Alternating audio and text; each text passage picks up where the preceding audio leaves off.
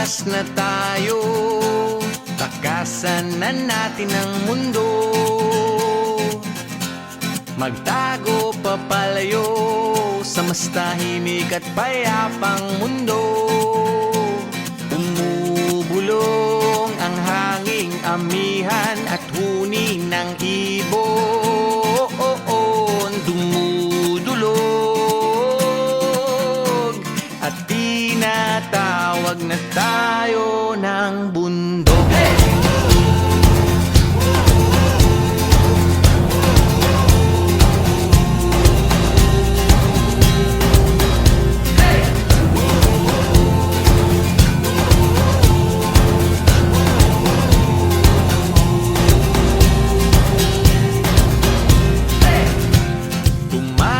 Na tayo, palayo sa maraming tao.